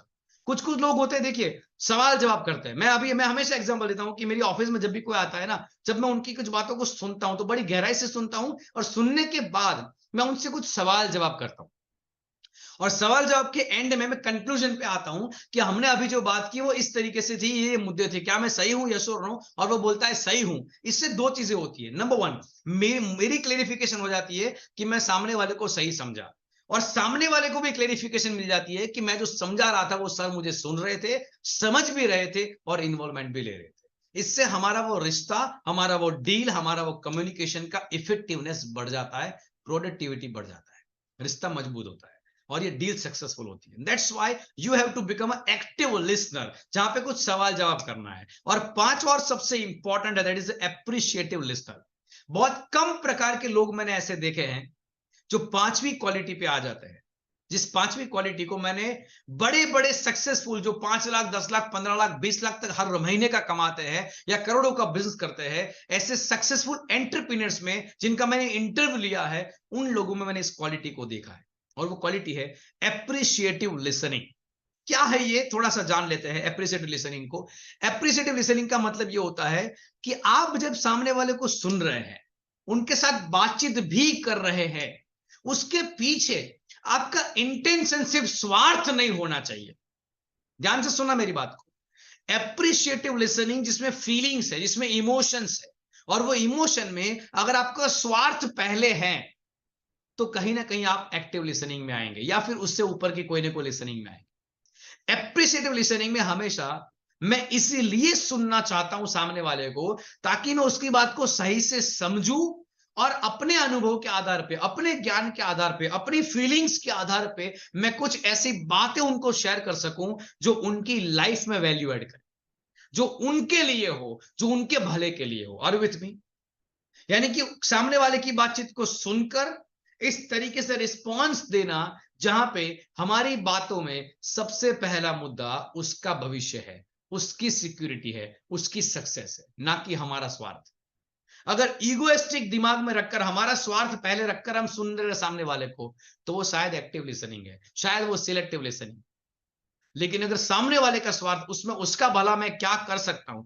हर कोई, समझो कोई सेल्समैन आपको बेचने के लिए आ रहा है, एग्जाम्पल, अब वो प्रोडक्ट की आपको जरूरत है तो आप लेंगे, जरूरत नहीं है तो आप नहीं लेंगे। लेकिन दोनों ही केस में मैं आपको बताऊं, जरूरत है और आप ले रहे हैं, उसके साथ आप उसको ऐसे फीलिंग दे रहे हैं क्या कि सच में आपने मुझे ये चीज देकर एक अच्छा काम किया। अगर ये फीलिंग आप दे रहे हो तो आप उसके लिए एक एप्रिशिएटिव लिसनिंग का काम कर रहे हैं, और इससे उसकी लाइफ में उसको एक मोटिवेशन मिलेगा, उसको लगेगा कि उसने एक अच्छा काम किया, और इसलिए वो इंसान वो काम और ज्यादा एक्साइटमेंट के साथ करेगा, अपने काम के लिए वो सेटिस्फेक्शन महसूस करेगा। कई सारे नेटवर्क मार्केटिंग लीडर को मैं देखता हूं, सामने वाले को प्लान दिखाते समय, मेरी बात को अब ध्यान से सुनना, बिकॉज ये बहुत इंपॉर्टेंट काम है। सामने वाले को प्लान दिखाते समय एक ही इंटेंशन होता है, वो जुड़ जाए, वो जुड़ जाए, वो जुड़ जाए, वो जुड़ जाए, वो प्रोडक्ट ले ले, वो जुड़ जाए, वो प्रोडक्ट ले ले, वो जुड़ जाए। अगर यही आपका इंटेंशन है प्लान दिखाते समय, तो वो नहीं जुड़ेगा। आपके साथ वो तभी जुड़ेगा जब आपका इंटेंशन क्लियर है कि मैं उसकी लाइफ में कुछ वैल्यू ऐड करना चाहता हूं, चाहे प्रोडक्ट से, चाहे हमारी सर्विस से, चाहे उसके बिजनेस प्लान से। जब इस प्रकार के आप डिलीवरी करते हो, तो आपका वो डिलीवरी प्रॉपर होगा, और ये डिलीवरी आप तभी कर पाएंगे जब आप सामने वाले को सुनेंगे, उसके प्रॉब्लम्स इसको जानेंगे, समझेंगे। इसलिए आपको एक्टिव लिसनर बन के कुछ सवाल जवाब करने हैं ऐसे, जिससे कि आप सामने वाले को इन्वॉल्वमेंट ले सके। तो third rule, become a good listener, छोटा रूल है, लेकिन इसकी गहराई में जब मैं आपको लेके गया पांचों के पांचों लिसनर टाइप्स में, तो आपको समझ में आ रहा है कि लिसनिंग सिर्फ लिसनिंग नहीं है, लिसनिंग एक प्रकार का कम्युनिकेशन है, जिसमें सवाल जवाब आते हैं, जिसमें अनुभूतियां, फीलिंग्स आती है। और जब इस प्रकार से आप कम्युनिकेशन करते हैं, you will definitely get the deal, you will definitely create impact to the others people. उनके दिलों में आप अपना राज कर पाएंगे, अपनी इम्पैक्ट छोड़ पाएंगे। That's why become a good listener, एक अच्छे श्रोता बनिए। और 5 प्रकार के जो मैंने आपके साथ यहाँ पे शेयर किए लिसनर, मुझे नहीं पता आप कौन से नंबर पे है। अच्छा, एक काम करो, चलो एक्टिविटी करते हैं। आपको क्या लगता है, आप ये पांचों में से कौन से नंबर पर है? पहले, दूसरे, तीसरे, चौथे और पांचवें, कौन से नंबर पर है? फटाफट से टाइप करो चैट बॉक्स में। कम on everyone, come on everyone, चलो चलो चलो, जल्दी जल्दी जल्दी, come on come on come on come on. आप कौन से नंबर पे लिसनिंग पे है? तीसरे, चौथे, पांचवें, कौन से नंबर पे? Okay okay, very good very good very good, बहुत बढ़िया बहुत बढ़िया, great great great great great. Okay, thank you thank you.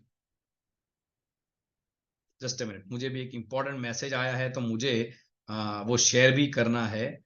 तो late me share the OTP. Okay, thank you very much, thank you very much. Now, इस बंदे का कोई call था और डिलीवरी वाला आया है और ओटीपी मांग रहा है, तो मैं थोड़ा ओटीपी उनको दे दूं। मैंने कॉल नहीं उठाया बिकॉज हमारा लाइव ये चल रहा है, that's why. So okay, thank you very much. Now okay, चलिए काम हो गया। सो नाउ आपके मैसेज मुझे बहुत अच्छा सपोर्ट दे रहे हैं, दैट्स वाई। Good good. अच्छा, कुछ लोग बोल रहे हैं सर 3 पे है, 4 पे है। ओके ओके, पहले दूसरे पे तो कोई नहीं है ना। कुछ लोग बोलेंगे सर होंगे तो भी बोलने की जरूरत नहीं है। ठीक है, चलिए आगे बढ़ते हैं। तो 5 है। हमारा हमेशा प्रयास ये होना चाहिए कि हम चौथे या पांचवें नंबर पर बने रहे और उस प्रकार के एक्टिव लिसनर बने। नाउ अगली बात करते हैं, अगला टॉपिक ले जाते हैं। अब छोटे छोटे टॉपिक्स है, स्टेज ऑफ लिसनिंग। अच्छा, इसी में एक टॉपिक है, that is the receiving, understanding, remembering, evaluating and responding. Listening में अगर आपको अच्छा लिसनर बनना, अच्छा गुड लिसनर बनना, एक्टिव लिसनर बनना है ना, तो ये 5 प्रकार की सिस्टम से आपको लिसनिंग करना है। नंबर 1, पहला रिसीविंग, सामने वाले की बातों को सुनो। दूसरा, उसकी बातों को समझो। तीसरा, उनकी बातों को याद रखो, जैसे कि उनका नाम हो गया, उन्होंने कोई इंफॉर्मेशन दी है, उस इंफॉर्मेशन को जब आप उनके नाम से उनकी इंफॉर्मेशन के बारे में रिपीटेडली कुछ क्वेश्चंस करते हैं, मान लो मुझे एक साइंटिस्ट आए थे, मान लो रमेश भाई करके एग्जांपल है यहाँ पे, तो मैंने रमेश भाई की बात को सुना, समझा, और फिर कहा रमेश भाई मतलब आपका यही कहना है ना कि इस तरीके से ये काम होगा। अब जब मैं ऐसे सवाल पूछ रहा हूँ, रमेश भाई को ये बात भी समझ में आई कि मुझे उनका नाम याद है। दूसरा, मुझे उनको ये भी समझ में आया कि उनको उस प्रक्रिया के बारे में, जिसके बारे में सवाल कर रहा हूँ, प्रक्रिया भी समझ में आ रही है। इस तरीके से मैं सुन रहा हूं। तो पहला है रिसीविंग यानी कि सुनना, दूसरा है समझना, तीसरा है रिमेंबरिंग याद रखना, चौथा है उसको अपने हिसाब से इवैल्यूएटिंग करना, समझना, कोशिश करना कि सच में ये चीज क्या है क्या नहीं है, और फिर जाकर रिस्पॉन्स करना। ये 5 पड़ाव में से पसार होकर जब आप रिस्पॉन्स करते हैं, तो आप एक एक्टिव लिसनर बनते हैं। इसका चाहे तो स्क्रीनशॉट ले लीजिए और इस पैटर्न्स को प्रैक्टिस करने की कोशिश करिए। जब जब भी आप किसी के साथ कम्युनिकेशन कर रहे हैं, सुनिए, समझिए, अपने हिसाब से उसका एनालिसिस करिए और फिर कम्युनिकेशन करिए, फिर अपना रिस्पॉन्स करिए। You will get amazing results from the people. Now finally 4, 5 और 6 3 रूल को हम फटाफट से कंप्लीट करते हैं, बिकॉज बहुत छोटे छोटे रूल है, छोटे छोटे रूल है। पहले 2-3 रूल सबसे इंपॉर्टेंट थे जो मैंने आपके साथ डिटेल में शेयर किए। Now number 4, be genuinely interested in others. लोगों की लाइफ में सच में इन्वॉल्वमेंट लीजिए और जेन्युइनली इंटरेस्ट। प्लान दिखाते समय नेटवर्क मार्केटिंग में या फिर सेल्समैन है, सामने वाले को फीचर्स दिखाते समय आपके दिमाग में सिर्फ बेचना, अगर ये चीज हाईलाइट हो रही है ना, सामने वाले को समझ में आ जाएगा। अगर सामने वाले की हेल्थ को सच में आप केयर करते हैं, सच में उसकी हेल्थ में परिवर्तन लाने का काम करते हैं, उसके लिए उससे बात करते हैं, जेन्युइनली उसकी हेल्थ में इंटरेस्ट ले रहे हैं, तो वो दिख जाएगा। हम क्या करते हैं, सामने वाले को वाई क्लियर करना चाहते हैं, टीम के अंदर मोटिवेशन जगाना चाहते हैं, लेकिन उसकी लाइफ में जेन्युइन इंटरेस्ट नहीं दिखाते। हमारा चेक बन जाएगा, काम हो जाएगा। अरे उसका चेक बनेगा तो काम होगा, हमारा बनने से काम नहीं होगा दोस्तों। Be genuinely interested in others. इसके लिए मैं कहता हूं, आपकी खुद की स्टोरी टेलिंग करना स्टार्ट कर। Share your why with the peoples. जब मुझे सामने वाले में इंटरेस्ट लेना होता है और मुझे उससे इंस्पायर करना होता है, मैं शेयर करता हूं अपनी खुद की कहानी। जैसे कि मैंने आज भी इवन आपको एक टॉपिक शेयर करते हुए मैंने अपनी बैंक वाली जो कहानी वो शेयर की, और जब उसके माध्यम से मैं आपको समझा रहा हूं तो आपका इन्वॉल्वमेंट बढ़ रहा है और आपको समझ में आ रहा है कि मैं जेन्युइनली आपको टॉपिक गहराई से समझाने की कोशिश कर रहा हूं। Are you with me? जब नेटवर्क मार्केटिंग में मैं देखता हूं कि लोगों को वाई क्लियर करना जरूरी है, लेकिन कैसे करें, उसके कुछ पॉइंट्स हैं, लेकिन उसकी शुरुआत होनी चाहिए अपने खुद के शेयरिंग से। मैं बोलता हूं बड़े सपने देखो, बड़े ये करो वो करो, उससे काम नहीं होगा। काम कैसे होगा? Share your why with the people. Let me give you the example.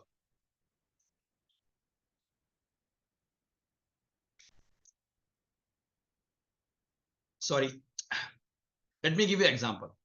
मैं क्या करूंगा, सबसे पहले मैं अपनी स्टोरी शेयर करूंगा। देखिए सर, बिल्कुल आप ही की तरह मैं भी बहुत साल पहले, बहुत टाइम पहले नया नया जुड़ा था, और जुड़ने के साथ शुरुआत में ही मैंने सोचा था कि मैं बड़ा बड़ा कुछ कर लूंगा, लेकिन मैं कुछ कर नहीं पाया।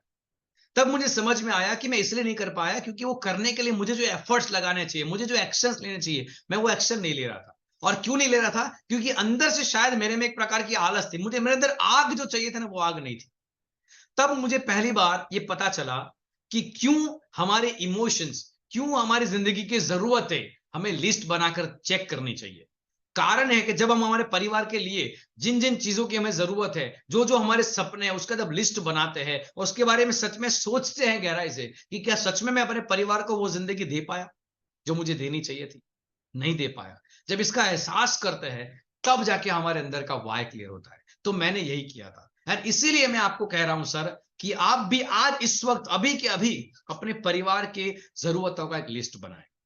देखिए अपने परिवार की जिंदगी में कि आपने अब तक क्या कंट्रीब्यूट किया, और अब तक आपने जो किया है क्या वो पर्याप्त है कि नहीं है, क्या उससे ज्यादा आप कर सकते थे कि नहीं कर सकते थे? डेफिनेटली कर सकते थे, लेकिन हमने नहीं किया। शायद कोई हमारी मजबूरी होगी, शायद हमारे पास सही प्लेटफॉर्म नहीं था, कुछ ना कुछ समस्याएं थी। लेकिन अब आपने सही कंपनी चुन ली है, सही सिस्टम चुन लिया है, डेफिनेटली हम कुछ बड़ा करेंगे, लेकिन सबसे पहले उसका लिस्ट बनाइए। जब मैं ये कहकर उनसे लिस्ट बनवाने का कहता हूं कि मैंने ऐसा किया था और अब आप ऐसा करें, तो वो लिस्ट बनने के लिए तैयार होता है। तब जाके वो लिस्ट बनाएगा अपने उन दुखों का, अपने वो जरूरतों का, अपने सपनों का। फिर उसके आधार पे आगे हम बनाएंगे, उनको पूरा करने के लिए लोगों का लिस्ट चाहिए तो लोगों का नाम का लिस्ट बनवाएंगे। पूरी प्रक्रिया आसानी से आप कर पाएंगे जब आप उनसे कनेक्ट करेंगे, और इस कनेक्शन में इंपॉर्टेंट काम है, हमने उसके जिंदगी में देखा है, उसके अंदर इंटरेस्ट लिया है। कई सारे एमएलएम लीडर सिर्फ लोगों को जोड़ देते हैं और जोड़ने के बाद फिर छोड़ देते हैं। अरे जोड़ना नहीं था उसको, उसको जोड़कर उसकी सक्सेस के लिए अपने आप को समर्पित करना था।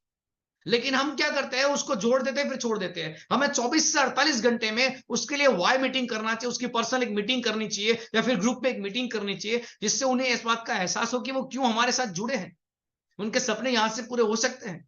ये सब कुछ हमें मीटिंग करना चाहिए, लेकिन ज्यादातर फोकस हमारा होता है ये जोड़ दिया अब इसको छोड़ो, दूसरा जोड़ो, ये जोड़ दिया इसको छोड़ो, दूसरा जोड़ो। हम लगातार दूसरों को जोड़ने के ऊपर अपने आप को समर्पित करते हैं, और जब ये करते हैं, हम उनको एक मैसेज देते हैं कि हमें आपकी जिंदगी में इत्तू सा भी इंटरेस्ट नहीं है, हमें सिर्फ अपना भला करना है। और इसलिए आपका डेवलपमेंट नहीं हो रहा। ऐसे कई सारे लीडर को मैं जानता हूं जो लगातार ज्वाइनिंग के पीछे भागते हैं और आज भी वहीं पर अटके हुए हैं जहां पे वो सालों से अटके हुए हैं। और ऐसे कुछ लीडर जो अपने नीचे के 5, 10, 15, 20 लोगों को सिलेक्ट करते हैं, उनके लिए जीते हैं, उनकी टीम में मेहनत करते हैं, उनका चेक बनाने के लिए मेहनत करते हैं, जेन्युइनली इंटरेस्ट लेते हैं उनकी लाइफ में, उनके सक्सेस में, और ऐसा वो अपने एक्शन से दिखाते हैं। ऐसे लोगों के लिए डाउनलाइन का समर्पण बढ़ जाता है।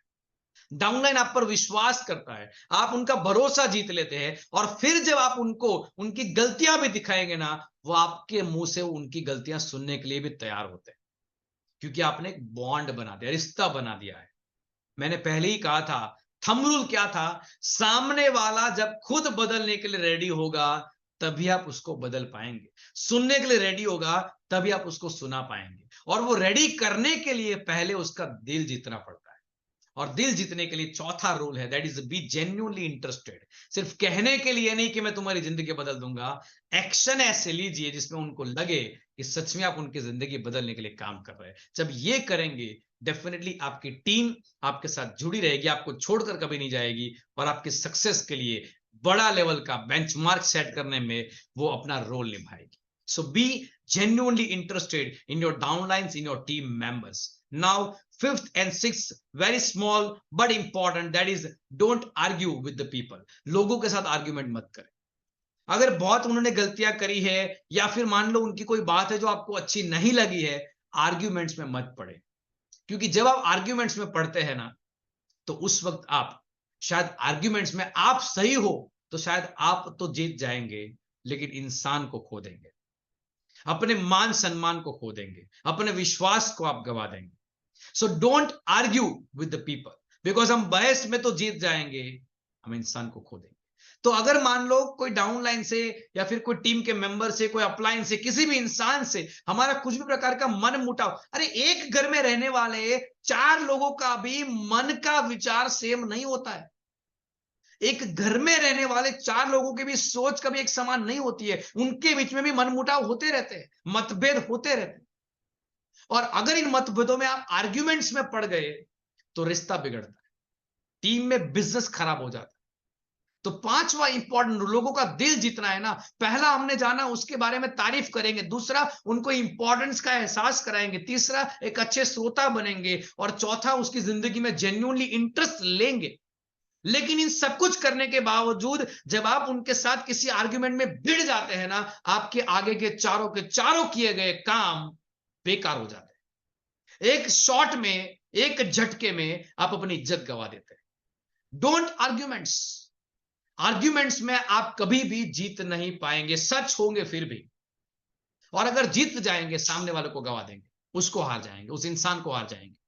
आप क्या उसको हारना चाहते हैं कि उसको जीतना चाहते हैं? दिल जीतने की कला सिखाती ही यही है कि हमें उसके दिल को जीतना है। एंड दैट्स व्हाई आर्ग्यूमेंट्स को अवॉइड करो। कैसे अवॉइड कर सकते हैं आर्ग्यूमेंट्स को? कुछ तरीके हैं नॉर्मली जो अपनी जिंदगी में मैं खुद अप्लाई करता हूं, और कुछ चीजें मैंने जानी समझी है, सीखी है। सिंपल, सबसे पहला तो आर्ग्यूमेंट्स में पढ़ो मत उस वक्त के लिए, उस पर्टिकुलर आर्ग्यूमेंट में। मान लो कोई बातचीत हो रही है, आर्ग्यूमेंट्स हो रहा है, ठीक है, एक काम करते हैं ना, इस बात को हम लोग अभी के लिए थोड़ा साइड में कर देते हैं, क्योंकि कहीं ना कहीं इसके ऊपर आपके विचार कुछ अलग है, मेरे विचार कुछ अलग है। हो सकता है कि आपके विचार सही हो, क्या बोलना है, हो सकता है कि आपके विचार सही हो सकता है मेरे विचार सही हो, लेकिन अपने अपने विचारों को सही गलत साबित करने के चक्कर में हम लोग शायद इस बात को भूल जाते हैं कि हमारा एक्चुअल काम जो है ना, वो एक दूसरे का डेवलपमेंट है। क्या मैं सही बोल रहा हूं? यस और नो सर? यस। तो एक काम करते हैं, अभी के लिए इस बात को थोड़ा साइड में रख देते हैं। अगर इस तरीके से, जैसा मैंने अभी आपको डेमो दिया, अगर ऐसे हमने आर्ग्यूमेंट्स के टाइम पे कुछ बात कर ली डाउनलाइन से, अपलाइन से, अपनी टीम के मेंबर से, तो वो इंसान समझ जाएगा कि सर जो है ना वो बड़े मैच्योर है, वो समझदार है, वो जानते हैं कि ये पॉइंट के ऊपर हमें अभी एनर्जी गंवाने का जरूरत नहीं है, हमें आगे क्या करना है उसके बारे में सोचना है। और ऐसे केसेस में अगर इस तरीके से बात करते हैं ना, ऑलमोस्ट 70% आर्ग्यूमेंट्स तो वहीं पे खत्म हो जाती है, फिर शायद वो मुद्दा उखड़ के सामने आएगा ही नहीं, वो वहीं पे चला जाएगा। इवन आपको बताऊं, मुझे जहां तक याद है, वहां तक इजराइल की आर्मी की अगर बात करूं, इजराइल की आर्मी, आई थिंक जहां तक मुझे याद है, प्रॉपर्ली पता नहीं कहां की आर्मी है, लेकिन इजराइल की आर्मी में एक ऐसा रूल है, जब भी आर्मी के जवानों का अंदर अंदर झगड़ा होता है तो 24 घंटे तक आप उसकी कंप्लेन नहीं कर सकते। ये रूल है वहां पे, ये वहां पे रूल है। 24 आवर तक आप कंप्लेन नहीं कर सकते, क्योंकि अगर आपने 24 आवर से पहले कंप्लेन किया तो कंप्लेन बड़ी स्वरूप बन सकती है, लेकिन 24 घंटे इंतजार कर लिया। ऑलमोस्ट 90% केसेस में ऐसा देखा गया कि आर्मी के जवान कंप्लेन ही नहीं करते, कंप्लेन ही नहीं करते, क्योंकि उससे पहले ही सुलट जाता है मामला। तो हर चीज में, आर्ग्यूमेंट में भी यही होता है। उस वक्त आपको कुछ चीज खराब लग रही है, नेगेटिव लग रही है, आर्ग्यूमेंट्स में मत पड़ो, उसको 24 आवर का टाइम दो। जीतना है ना उसके दिल को, 24 घंटे का टाइम दो, उस पॉइंट को अभी के लिए अवॉइड करो। अब अवॉइड करेंगे तो डेफिनेटली आप उस झगड़े से, उस मोमेंट से, नेगेटिविटी से कुछ देर के लिए साइड में चलेंगे।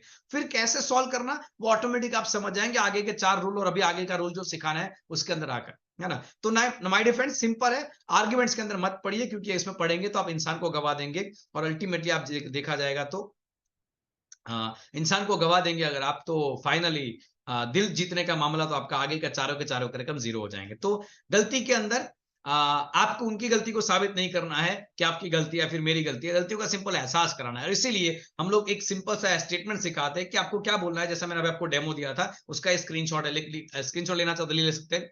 यहाँ पे मैं गलत भी हो सकता हूं, लेकिन करके मैंने बोला ना आपको कि देखिए सर, अभी हम लोग बात कर रहे हैं उसमें शायद आपके मतभेद, आपके विचार अलग हो सकते हैं, मेरे विचार अलग हो सकते हैं, और हो सकता है कि मैं गलत हूं, और हो सकता है कि आप भी गलत हो सकते हैं। लेकिन एक काम करते हैं ना, उसके ऊपर फैक्ट के आधार पर हम लोग बात करेंगे, विद द डॉक्यूमेंटेशन के आधार पर बात करेंगे।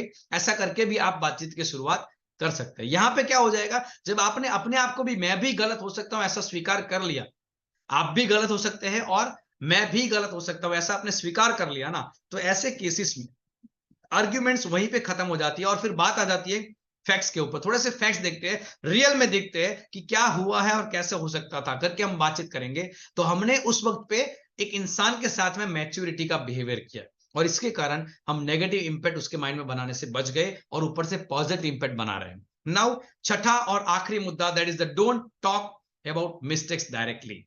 अगर गलतियां हो जाती है तो आर्ग्यूमेंट्स तो नहीं ही करना है, साथ साथ में आपको उनकी मिस्टेक्स के ऊपर डायरेक्टली बात नहीं करनी है। हो सके तो पब्लिकली उसकी गलती को उसको एहसास मत करवाइए, क्योंकि जब पब्लिकली आप उसकी गलती का उसको एहसास कराते हैं, मैंने आगे के रूल्स में दूसरा रूल कहा था, हर इंसान को चाहे पैसा मिले, डील मिले कि ना मिले, दो चीज हमेशा चाहिए, खुद का इंपॉर्टेंस और एप्रिसिएशन। जब आप उनकी गलती को पब्लिकली लोगों के सामने बोलते हैं, उनको एहसास होता है कि आप उनका इंपॉर्टेंस नहीं कर रहे, उनकी वैल्यू नहीं कर रहे, और ऐसा करेंगे आप उनके दिल को गवा देंगे। यानी कि उनके दिल को जीतना था, हम उसके दिल को गवा देंगे, हार जाएंगे, उस इंसान को हार जाएंगे। सो मिस्टेक्स को डायरेक्टली पब्लिकली उनके सामने नहीं कहना है। कैसे कहना है, आपको इनडायरेक्टली उनकी बातों का एहसास कराना है। जैसे कि मैंने अभी लास्ट स्टेटमेंट में भी कहा था ना कि यहां पे मैं गलत हो सकता हूं। अच्छा, मैं हमेशा बोलता हूं, गलती गलती होती है, वो इंसान की नहीं होती। ध्यान से सुना मेरी बात को, गलती गलती होती है, वो इंसान की गलती नहीं। इंसान खुद मतलब गलत नहीं होता, है ना। व्यक्ति गलत है या उसका काम गलत है, मुझे आप खुद बताइए। व्यक्ति गलत नहीं है, उसका काम गलत है। अगर ये एटीट्यूड से हम बिहेवियर करेंगे, आपने ये किया वो गलत है। मैं आपको एग्जांपल देता हूं, मान लो आपके डाउनलाइन से कोई गलती हो गई है, मीटिंग की आपने शुरुआत की उसके साथ में, शुरुआत में आपने क्या किया, उनके अच्छे कामों को याद करवा के उनकी प्रशंसा की, पहला रूल अपनाया। फिर आपने उनके अच्छे कामों की प्रशंसा करते हुए इस बात का एहसास कराया कि आपने ये काम किया जिससे कि हमारी टीम में इतना बड़ा एक मोमेंटम आया, ये बहुत अच्छा काम था, ऐसा कह के आपने उनको इंपॉर्टेंस दिया। और धीरे धीरे करते करते फिर आपने कहा कि फिर भी हमें जो रिजल्ट चाहिए था वो तो शायद नहीं मिला। तो जब जब भी हमें रिजल्ट नहीं मिलता है, कहीं ना कहीं हमारी कोई गलती हुई होती है, यस और नो, वो खुद बोलेंगे यस। जब जब भी हमें मन चाह परिणाम नहीं मिलता, तब तब हमारे से कोई ना कोई गलती हुई होती है। देखिए, गलती गलती होती है, आप गलत नहीं है सर, लेकिन हमारे से कोई गलती हुई होती है, यस और नो, वो बोलेगा यस। तो याद करिए, ये काम जैसा करना था वैसा नहीं हुआ, तो याद करिए क्या गलती हमसे हो गई, क्या गलती हमसे हो गई। अब जब हम ऐसा सवाल करेंगे, वो याद करेगा, अपनी गलतियों को वो ऑटोमेटिकली स्वीकार करेगा। और फिर हम कहेंगे देखिए, इंसान है तो गलतियां होती है, हम कोई मशीन नहीं है, हम कोई परफेक्ट रोबोट नहीं है, इंसान है तो गलतियां होती है, लेकिन अब दोबारा ऐसी गलती ना हो, इसके लिए हमें क्या ठोस कदम उठाने चाहिए, अब आप खुद बताएं। जब आप इस तरीके से उनसे बिहेवियर करते हैं, ऐसे उनसे डील करते हैं, तो डेफिनेटली आप उनका दिल जीत पाएंगे। अब वो दोबारा गलती भी नहीं करेगा क्योंकि उसको गलती का एहसास भी हो गया, और दोबारा गलती नहीं होगी इसके लिए वो कौन से ठोस कदम उठाएगा वो भी उसने डिसाइड कर लिए, तो अगली बार से वो ध्यान रखेगा। तो ये 6 ऐसे प्रिंसिपल है जिसको अपनाने से मुझे समझ में आ गया कि हम लोगों के मन को जीत सकते हैं, लोगों को दिल को जीत सकते हैं। वैसे इस किताब में तो 17 से 18 प्रिंसिपल है, लेकिन उन सारे प्रिंसिपल में से मेन जो काम के हैं जो मैंने आपके साथ शेयर किए, पहला उनका बखान करना है, उनका एप्रिशिएशन करना है, उनकी तारीफ करनी है, उनकी प्रशंसा करनी है, ताकि वो उनका दिल हम जीत सके, उनका स्टेट ऑफ माइंड पॉजिटिव बने। फिर उनको इंपॉर्टेंस देना है, फिर उनको ध्यान से सुनना है, फिर उनकी बातों में इंटरेस्ट दिखाना है, जेन्युइनली इंटरेस्टेड बनना है, और कोई आर्ग्यूमेंट्स हो तो बीच में नहीं पड़ना है, और फाइनली उनके मिस्टेक्स को उनको नहीं दिखाना है, और इस तरीके से बात करनी है कि हम उनसे हमारा काम निकलवा सके। तो ये 6 पॉइंट के साथ मैंने कैसे बात करनी वो आपको सिखाया, और कैसे उनसे हम हमारा काम निकलवा सकते हैं वो सिखाने की छोटी सी कोशिश की। ये वर्कशॉप आपको कैसा लगा कमेंट बॉक्स में आप मुझे जरूर बताइए। अगर आपके मन में कुछ पॉजिटिविटी आई है, आपका दिल जीतने की मैंने कोशिश की है, तो अपने कमेंट्स में अपना प्यार दिखाइए। हो सके तो छोटा सा एक वीडियो बनाकर मुझे सेंड करिए कि आपको हमारा वर्कशॉप कैसा लगा। हमारे चैनल को लाइक करिए, सब्सक्राइब करिए, और ऐसे ही वर्कशॉप के लिए हमारे साथ लगातार जुड़े रहिए। नमस्कार, थैंक यू वेरी मच, जय हिंद एवरीवन। ऐसे ही वर्कशॉप में मुझे सपोर्ट करने के लिए और ऐसे कंटेंट डिजाइन करने के लिए, मुझे इंस्पायर करने के लिए आपका प्यार भरा धन्यवाद, धन्यवाद, धन्यवाद। Thank you very much. Yes yes yes, आपकी कमेंट्स, आपके प्यार मुझे पॉजिटिविटी दे रहे हैं। आपकी ये कमेंट्स ही मुझे एहसास कराती है कि कुछ ना कुछ जिंदगी में मैंने पॉजिटिव करने की एक एक्शन ले कुछ कोशिश किया है, और ऐसी कोशिश मैं आगे भी करता रहूंगा। नमस्कार, थैंक यू वेरी मच, जय हिंद, जय हिंद ऑल ऑफ यू, जय हिंद।